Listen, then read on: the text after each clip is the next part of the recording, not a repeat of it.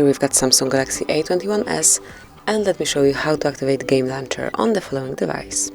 So first of all, you have to open the settings, then you just have to enter the search area and enter Game Launcher. So as you can see, this is right here. You will find it under Advanced Features, and unless it is active, just click here. So if you'll click here, you'll be able to organize all your games all in one place and access extra features to them. So just click here, and now if you will check the apps list, you will be able to find it somewhere. So here it is. So smoothly enter it, and now you can personalize your game launcher. And this is it. That would be all. Thank you for watching. Please subscribe our channel and leave the thumbs up.